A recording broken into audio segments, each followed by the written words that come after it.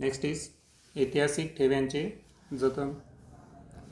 अनेक इतिहासकारांनी केलेल्या अथक परिश्रमांचे फलित म्हणजे आज आपल्याला उपलब्ध असलेली इतिहासाची साधने आणि त्या साधनांच्या आधारे लिहिले गेलेले ग्रंथ. आता अनेक इतिहासकार आहे ज्यांनी भरपूर असं प्रवास केलेला आहे, प्रवास वर्णन लिहिली, त्यानंतर ऐतिहासिक गोष्टींचा अभ्यास करून त्यांच्या अथक परिश्रमानं इतिहासाची साधने आणि साधनांच्या आधारे त्यांनी काय लिहिले, ग्रंथ लिहिले आणि त्यामुळे आपल्याला बरीच माहिती मिळते. अत्यंत मोलाच्या अशा या ऐतिहासिक ठेवांचे संवर्धन जतन करण्याचे आणि त्यातील निवडक दस्तऐवज ग्रंथ पुरावस्तू प्रदर्शित करण्याचे काम संग्रहालये त्यांच्याशी निगडीत असलेली अभिलेखागारे आणि ग्रंथालये करतात. आता अत्यंत मोलाचे अशा हे जो ऐतिहासिक ठेवा आहे तर या ठेव्यांचं संवर्धन जतन हे करणं खूप महत्त्वाचं असतं आणि हे करण्याचं आणि त्यामधले जे निवडक दस्तऐवज असतील, ग्रंथ असतील, पुरावस्तू असतील तर यांचं प्रदर्शित करण्याचं काम जे आहे हे कोण करत असतात? संग्रहालय, म्युझियम्स, त्यानंतर त्याच्याशी निगडीत असणारे अभिलेखागारे आणि ग्रंथालय यांचं काम आहे की या निवडक वस्तूंचं प्रदर्शन करायचं आणि नुसतं प्रदर्शनच नाही तर त्यांचं संवर्धन आणि जतन व्यवस्थित सांभाळून ठेवणे. लोकांपर्यंत त्यांच्या कामाची शास्त्रशुद्ध माहिती पोहोचावी म्हणून त्यांच्यातर्फे संशोधन नियतकालिके आणि इतर प्रकाशने प्रसिद्ध केली जातात. आणि लोकांपर्यंत त्यांच्या कामाची जी शास्त्रशुद्ध माहिती आहे ही माहिती पोचावी म्हणून निश्चितच ही जी संग्रहालय, अभिलेखागारे आणि ग्रंथालय यांच्यामार्फत संशोधन नियतकालिके आणि जी इतर प्रकाशने आहेत ती वेळोवेळी काय केली जातात? प्रसिद्ध केली जातात. जे दस्तऐवज, पुरावस्तू इत्यादी प्रदर्शित केले जात नाहीत परंतु ऐतिहासिकदृष्ट्या महत्त्वाचे असतात ते संग्रहालय आणि अभिलेखागारांमध्ये जतन केले जातात.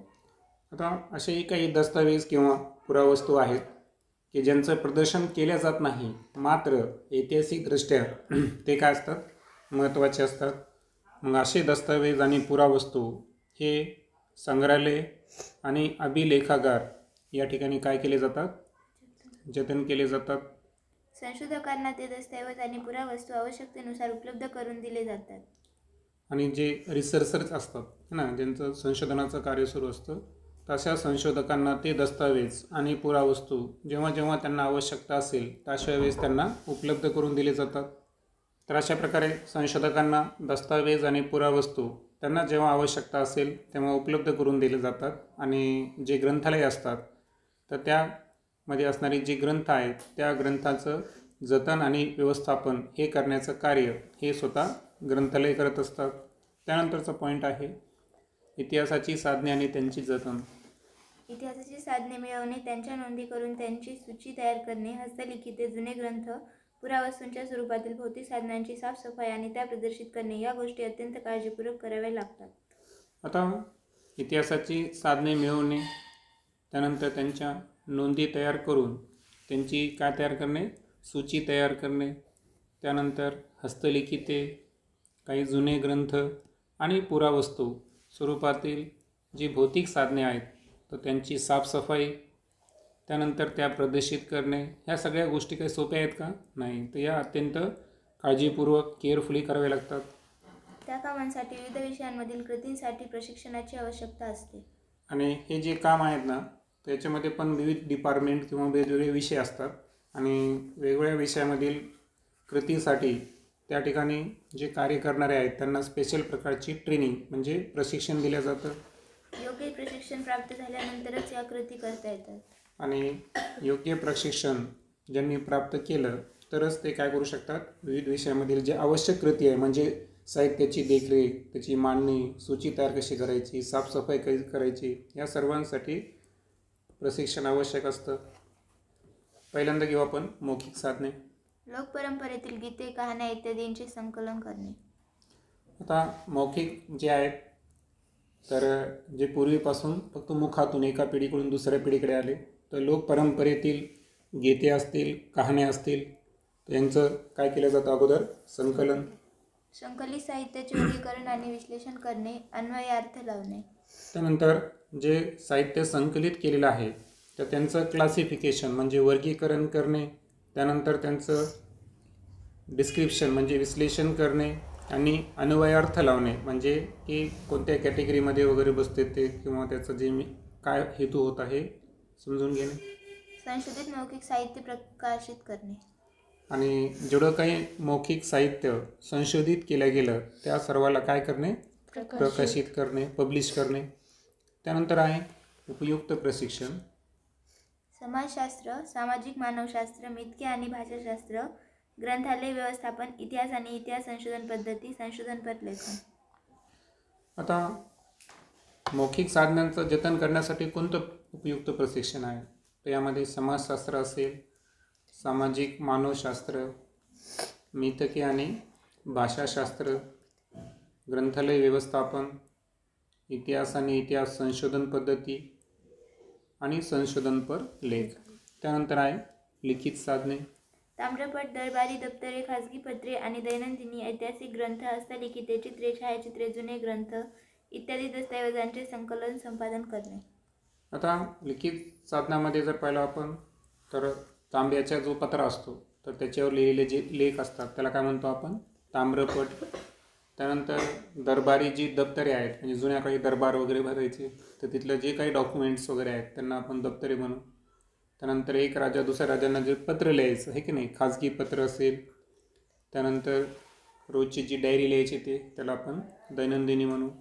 काही ऐतिहासिक ग्रंथ, काही हाताने लिहिलेले ग्रंथ त्यांना आपण काय म्हणतो, हस्तलिखिते. काही चित्रे, काही फोटोग्राफ्स, छायाचित्रे असतील, जुने ग्रंथ. तर या दस्तऐवजांचं संकलन आणि संपादन हे सर्व कोणती साधने आहेत, लिखित. दस्तऐवजांच्या संवर्धनासाठी आवश्यक असणारे सफाई आणि इतर रासायनिक प्रक्रिया करणे. आता दस्तऐवजाचं जे संवर्धन आहे, आपल्याला माहीत आहे की आपल्याकडे सुद्धा घरामध्ये फार जुनं जर पुस्तक असेल तर त्याला एखाद्या वेळेस कीड, मुंग्या है ना लागू शकते. तर दस्तऐवजाचं संवर्धन साठी आवश्यक ती सफाई कशी करायची, त्यानंतर त्याच्यासाठी काही केमिकल प्रोसेससुद्धा असते, रासायनिक प्रक्रिया, तर ते सुद्धा. दस्तऐवजांचे ऐतिहासिक मूल्य निश्चित करणे. आणि तुम्ही हे पण ऐकलं असेल की जितक्या वस्तू जुन्या असतात तितकं त्याचं ऐतिहासिक मूल्य फार वेगळं असतं आणि म्हणून दस्तऐवजांचं ऐतिहासिक मूल्यसुद्धा निश्चित केलं जातं. निवडक दस्तऐवज प्रदर्शित करणे. आणि आपण हे पण मागं पण पाहिलं की सर्वच दस्तऐवज प्रदर्शित केले जातात का, नाही, तर काही निवडक असे सिलेक्टेड असे दस्तऐवज असतात की ज्यांना पब्लिश प्रदर्शित केलं जातं. संपादित साहित्य आणि संशोधनाचे निष्कर्ष प्रकाशित करणे. आणि जेवढं काही साहित्य सांभाळून ठेवलेलं आहे त्याला आपण काय म्हणून, संपादित केलेलं आहे की नाही. तर संपादित साहित्य आणि त्याच्यावर जे रिसर्च केलं गेलं आणि रिसर्चमध्ये काही कॉन्क्लुजन निघतात है ना, त्यांना आपण निष्कर्ष म्हणतो. तर संशोधनाचे निष्कर्ष प्रकाशित करणे हे सगळं जे काम आहे हे लिखित साधनांचं केलं जातं. आता यासाठी आवश्यक उपयुक्त प्रशिक्षण कोणतं आहे, ब्राह्मी, मोडी, पर्शियन यांसारख्या लिपी आणि त्यांच्या विकासाच्या क्रमाचे ज्ञान. आता काही जुन्या लिपी आहेत, ब्राह्मी असेल, मोडी असेल, पर्शियन असेल, तर या लिपी समजल्या पाहिजे आणि त्यानंतर त्या विशिष्ट टप्प्याने विकसित होत गेल्या, मग त्या विकासाचा क्रमसुद्धा काय माहीत पाहिजे. इतिहासकालीन समाजरचना आणि परंपरा, साहित्य आणि संस्कृती, राजसत्ता, शासन व्यवस्था इत्यादींचे प्राथमिक ज्ञान. आता इतिहासकालीन समाजरचना, त्यानंतर त्या काळच्या परंपरा, त्यावेळेस कोणते साहित्य आणि संस्कृती होत्या, त्यावेळेस राजसत्ता कोणत्या होत्या, शासन व्यवस्था कोणत्या पद्धतीची होती, या सगळ्या गोष्टीचं जे प्रायमरी नॉलेज आहे, प्राथमिक ज्ञान, ते सुद्धा उपयुक्त प्रशिक्षणामध्ये आहे लिखित साधनासाठी. विविध चित्रशैली, शिल्पकला शैली आणि त्यांच्या विकासाचा क्रम त्यांचे ज्ञान. आता विविध प्रकारची चित्रशैली असेल, त्यानंतर शिल्पकला. शिल्पकला म्हणजे काय, दगडावर केलेलं जे कोरीव काम आहे त्याला आपण काय म्हणू, शिल्पकला. आणि त्यांच्या विकासाचा क्रम हे सुद्धा प्रशिक्षण दिलं जातं, याचं पण ज्ञान पाहिजे. कागदाचे प्रकार, शाई आणि रंग यांचे ज्ञान. आणि जे काही लिखित साधने आहेत त्याला वापरला गेला कागद, शाई आणि रंग याचं पण ज्ञान पाहिजे. कारण एखाद्या वेळेस पुरावे सापडले तर ते नेमके कोणत्या काळातले आहेत है ना, कोणत्या राज्यसत्तेतले आहेत. आणि याच्यामध्ये आधुनिक पद्धती पण तुम्हाला माहिती आहे, कार्बन डेटिंग वगैरे जे मेथड्स आहेत ते पण यूज केले जातात आर्किओलॉजीमध्ये. कोरीव लेखांसाठी वापरलेला दगड, धातू यांच्या स्वरूपाविषयीची माहिती. आता बऱ्याच राजांनी काय केलेलं आहे की काही लेख हे कोरून ठेवलेले आहेत दगडावर, आहे की नाही. मग कोरीव लेखांसाठी दगड कोणता वापरला, धातू कोणत्या स्वरूपाचे होते याची पण माहिती उपयुक्त प्रशिक्षणामध्ये दिली जाते. दस्तऐवजांची सफाई आणि संवर्धन यांसाठीच्या आवश्यक रासायनिक प्रक्रियांसाठी लागणारी उपकरणे आणि रसायने यांची माहिती. आणि हा पॉईंट मगाशी पण झाला की जेवढे काही दस्तावेज आहे तर यांची सफाई आणि संवर्धन यासाठी काय लागते, केमिकल प्रोसेस, रासायनिक प्रक्रिया. मग त्यासाठी कोणते इन्स्ट्रुमेंट म्हणजे उपकरणे कोणती वापरायची आणि केमिकल्स रसायने कोणती वापरायची यांची माहिती. संग्रहालयाच्या दालनामधील प्रदर्शन व्यवस्थापन आणि माहिती तंत्रज्ञान. आणि जे संग्रहालयाचं दालन असेल, तुम्ही एखाद्या म्युझियममध्ये जर केलं ना तर तुम्हाला एक लिमिटेड एरियामध्ये अलाउड असतो पहा, काही त्यांचं एक वेगळं असतो स्टोर रूम, आहे ना. तर संग्रहालयाच्या दालनामध्ये जे प्रदर्शन व्यवस्थापन कसं करायचं आणि माहिती तंत्रज्ञान याचं पण ट्रेनिंग दिलं जातं. संशोधनपर लेखन. आणि त्यानंतर संशोधनपर लेखन कशा पद्धतीने करता येईल म्हणजे रिसर्च, आणि त्यानंतर त्या संदर्भात माहिती लेखन. त्यानंतर आहे भौतिक साधने. पुरावस्तूंचे संकलन, कालखंड आणि प्रकार यानुसार वर्गीकरण करणे, सूची तयार करणे. आता सर्वात अगोदर पुरावस्तूंचे संकलन म्हणजे कसं, माहिती कलेक्ट करणं. ओके, तर पुरावस्तूंचं संकलन केलं. त्यानंतर कालखंड आणि प्रकार म्हणजे कोणत्या काळातले आहे आणि हे कोणत्या टाईप्समध्ये येतात, तर यांच्यानुसार त्यांचं क्लासिफिकेशन, वर्गीकरण करणे आणि त्यानंतर लिस्ट तयार करणे म्हणजे सूची तयार करणे. पुरावस्तूंचे संवर्धन करण्यासाठी आवश्यक असणाऱ्या सफाई आणि इतर रासायनिक प्रक्रिया करणे. आणि जेवढ्या काही जुन्या काळातील पुरावस्तू आहेत, भौतिक साधनामध्ये जे आहे ना, हे वस्तू आणि वस्तू हे दोन प्रकार आहेत, तुम्हाला माहीत असेल, वस्तू आणि वास्तू. ओके, तर जसं की ताजमहल काय आहे, वास्तू, आणि एखादी तलवार जर असेल तर ती काय आहे, वस्तू. तर पुरावस्तूचे संवर्धन करण्यासाठी आवश्यक असणारे सफाई आणि इतर रासायनिक प्रक्रिया. निवडक पुरावस्तू किंवा त्यांच्या प्रतिकृती प्रदर्शित करणे. मग सिलेक्टेड ज्या पुरावस्तू असतील आणि त्यांचे जे मॉडेल असतील ज्यांना आपण प्रतिकृती म्हणतो, हे की नाही, तर ह्या प्रदर्शित करणे. पुरावस्तू संबंधी संशोधनपर लेखन प्रसिद्ध करणे. आणि त्यानंतर जे पुरावस्तू आहेत तर त्यांच्या संबंधी कोणी जर संशोधन केलं असेल तर ते लेखन प्रसिद्ध करणे. वनस्पती आणि प्राणी यांचे अश्मभूत अवशेष, जीवाश्म यांचे वर्गीकरण करणे, सूची तयार करणे. त्यानंतर प्लांट्स आणि ॲनिमल्स यांचे जे अश्मीभूत अवशेष, ओके, त्यांचे रिमिनंट्स, फॉसिल्स, इम्प्रेशन्स जे काही असतील जीवाश्म, त्यांचं वर्गीकरण करणं, त्याची पण सूची तयार करणे. निवडक जीवाश्म किंवा त्यांच्या प्रतिकृती प्रदर्शित करणे. आणि त्यानंतर सिलेक्टेड जे फॉसिल्स असतील किंवा त्यांच्या ज्या मॉडेल प्रतिकृती असतील तर त्यांना प्रदर्शित करणे. त्यासाठी आता उपयुक्त प्रशिक्षण काय पाहिजे, पुरातत्वीय अभ्यास पद्धती, सिद्धांत आणि प्राचीन संस्कृती यांचा परिचय. आता पुरातत्वीय अभ्यास पद्धतीचं आपल्याला या ठिकाणी प्रशिक्षण दिलं जातं. त्यानंतर सिद्धांत असतील त्या संदर्भातले आणि प्राचीन संस्कृती यांचा आपल्याला परिचय पाहिजे. पुरावस्तू बनवण्यासाठी वापरलेल्या दगड, खनिजे, धातू, चिकणमाती यांसारख्या माध्यमांचे प्रादेशिक स्रोत, त्यांच्या रसायनशास्त्रीय वैशिष्ट्यांचे ज्ञान. आता एखादी पुरावस्तू आहे, मग तिथं दगड कोणता वापरला, का वापरला, त्या दगडाचं म्हणजे असं क्षरण होतं का नाही होत, म्हणजे किती तो वातावरणाला सस्टेन करतो, खनिज वस्तू, चिकणमाती हे जे अवेलेबल केले हे त्यांना कुठून मिळाले. समजा एखाद्या प्रदेशामध्ये एखादी इमारत आहे तर ती तयार करण्यासाठी कुठून साहित्य त्यांना मिळालं, तर तो स्रोत. त्यानंतर त्या संदर्भात जे केमिकल नॉलेज आहे, रसायनशास्त्रीय वैशिष्ट्य, तर याचं ज्ञान हे सगळं ट्रेनिंग दिलं जातं. पुरावस्तूंची सफाई आणि इतर रासायनिक प्रक्रियांसाठी लागणारी उपकरणे आणि रसायनांची माहिती. त्यानंतर पुरावस्तूंची सफाई आणि इतर ज्या रासायनिक प्रक्रिया आहेत, मग त्यासाठी लागणारी जी उपकरणे आणि रसायनांची माहिती. हा तर मला वाटतं मागचाच कॉमन पॉईंट आहे. विविध कलाशैली आणि त्यांच्या विकासाचा क्रम यांचे ज्ञान. आता कलाशैली ज्या आहेत ना, इतिहासामध्ये टप्प्याटप्प्याने विकसित होत गेलं, बरोबर आहे का. मग पुरावस्तूमध्ये असणारी जी कलाशैली आहे तर त्याचं नॉलेज पाहिजे, आणि त्यानंतर विकासाचा क्रमनुसार त्याचं अरेंजमेंट याचं सुद्धा नॉलेज पाहिजे. पुरावस्तू आणि जीवाश्म यांच्या प्रतिकृती बनवण्याचे कौशल्य. आणि त्यानंतर पुरावस्तू आणि जीवाश्म तर यांचे जे प्रतिकृती आहे, मॉडेल्स, हे तयार करण्याचं सुद्धा स्किल असणं हे ट्रेनिंगमध्ये अपेक्षित आहे. संग्रहालयाच्या दालनामधील प्रदर्शन व्यवस्थापन आणि माहिती तंत्रज्ञान. हे सुद्धा मागचाच मुद्दा आहे की प्रदर्शन कसं करायचं आणि माहिती तंत्रज्ञान याचं पण ट्रेनिंग. संशोधनपर लेखन. ओके, हा पण कॉमन आहे. त्यानंतर घेऊ आपण काही नावाजलेली संग्रहालय. मध्ययुगात युरोपमधील राजघराण्यातील व्यक्ती आणि श्रीमंत लोकांनी संग्रहित केलेल्या कलावस्तूंच्या व्यवस्थापनाच्या गरजेतून संग्रहालयाची कल्पना उदयाला आली. आता हे संग्रहालय असावं, ही जी गोष्ट आहे कुठून सुरू झाली है ना, याचं ओरिजिन काय, उदय कसं झालं याचं. तर मध्ययुगीन कालखंडामध्ये जर पाहिलं आपण तर युरोप खंडामध्ये जर पाहिलं आपण तर राजघराणे होते. जसं की इंग्लंडमध्ये जर पाहिलं आपण तर प्रिन्स चार्लस असतील, राणी व्हिक्टोरिया, हे ना, असे म्हणजे त्यांचे पद होते.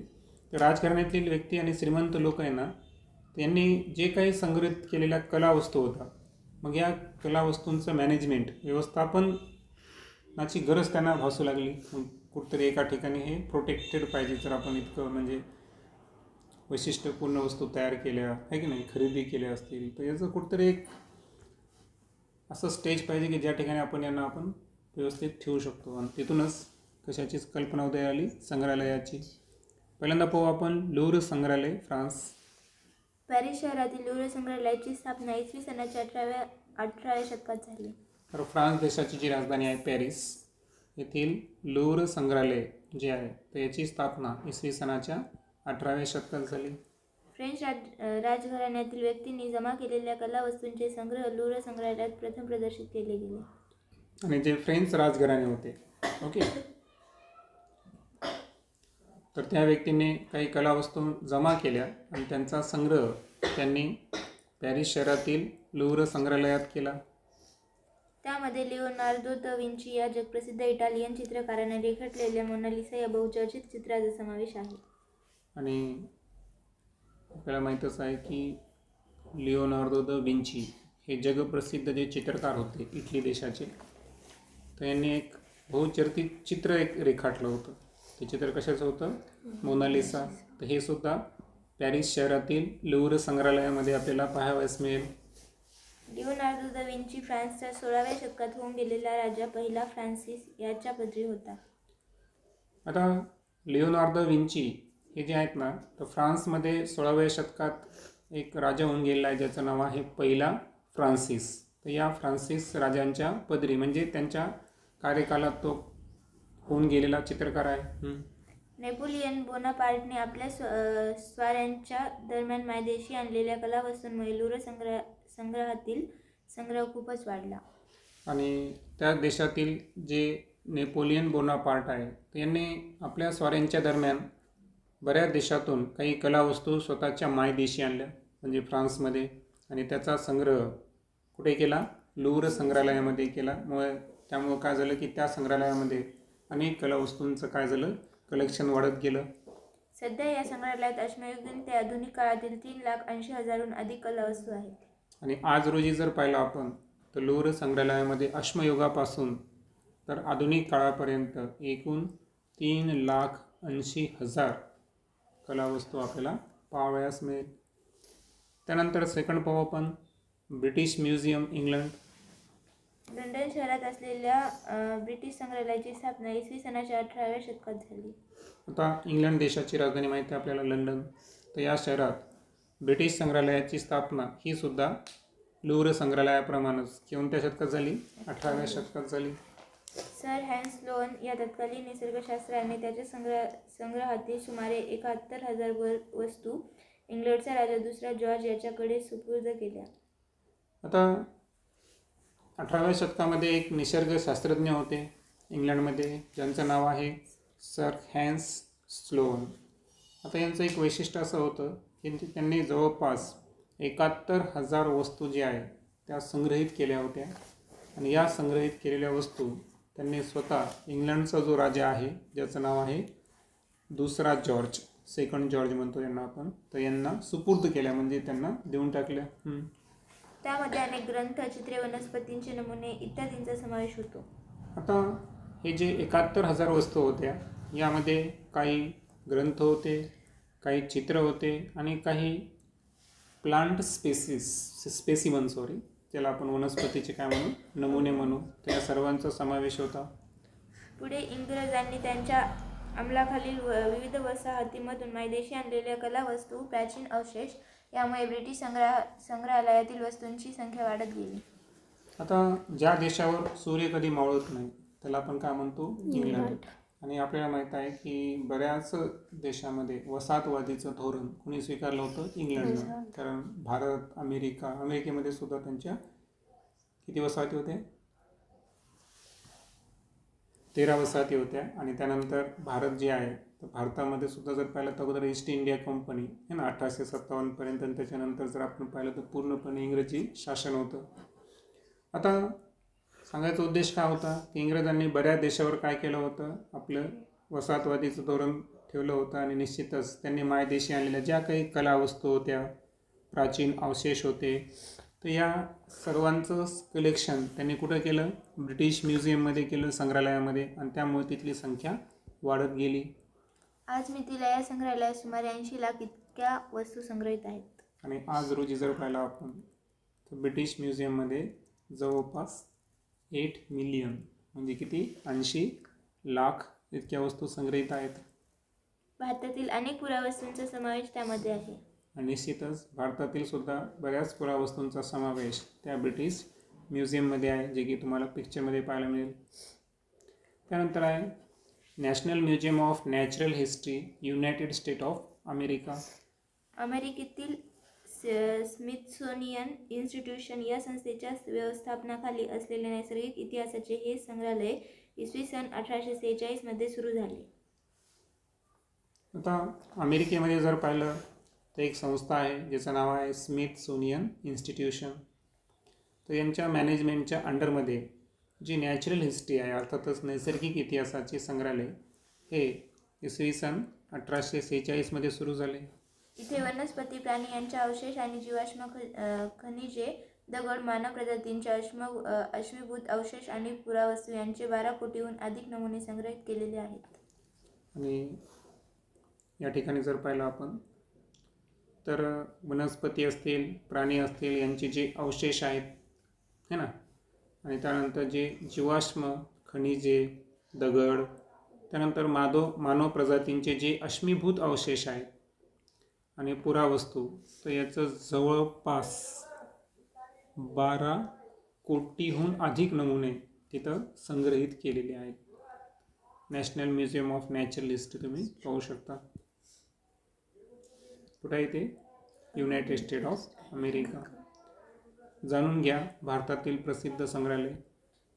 Indian museum Kolkata, national museum Delhi, Chhatrapati Shivaji Maharaj Vastu Sangrahalaya Mumbai, Salarjung museum Hyderabad, the calico museum of textiles Ahmedabad ही भारतातील प्रसिद्ध संग्रहालयापैकी काही आहेत.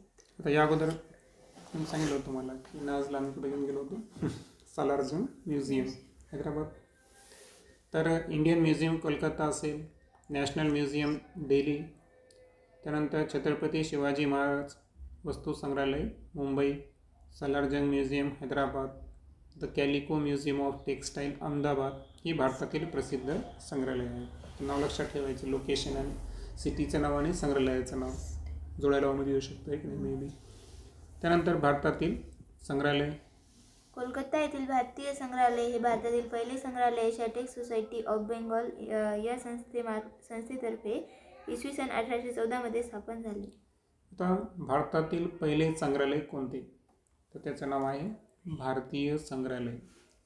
ते कोणत्या शहरात आहे? तर कोलकाता.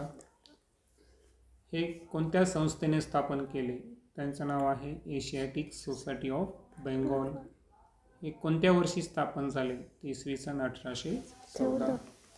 चेन्नई येथील इसवी सन 1851 मध्ये सुरू झालेले गव्हर्नमेंट म्युझियम हे भारतातील दुसरे संग्रहालय. भारतातील दुसरे संग्रहालय कोणते?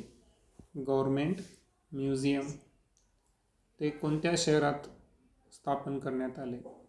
चेन्नई. ते कोणत्या वर्षी स्थापन करण्यात आले? सन 1851. इसवी सन 1949 मध्ये दिल्लीतील राष्ट्रीय वस्तू संग्रहालयाची स्थापना झाली. सेम पद्धतीनं 1949 मध्ये आपली जी राजधानी आहे दिल्ली, इथं राष्ट्रीय वस्तू संग्रहालय अर्थातच नॅशनल म्युझियमची स्थापना करण्यात आली. आज मितीला भारतातील विविध राज्यांमध्ये अनेक संग्रहालय आहेत. आणि आज आपण वरती पण लिस्ट पाहिली की नाही, बरेचसे संग्रहालय आपल्याकडे आहेत. बहुतेक मोठ्या संग्रहालयांची स्वतःची अभिलेखागारे आणि ग्रंथालये असतात. आता संग्रहालयांचं एक वैशिष्ट्य आहे की त्यांची स्वतःचीच अभिलेखागारे आणि ग्रंथालये असतात. काही संग्रहालये विद्यापीठांशी संलग्न असतात आणि काही संग्रहालय असे पण आहेत की जे युनिव्हर्सिटी आहे, ज्यांना आपण विद्यापीठ म्हणतो, याच्याशी सुद्धा ते अटॅच असतात. अटॅच असणे म्हणजे याला आपण म्हणणे संलग्न असणे.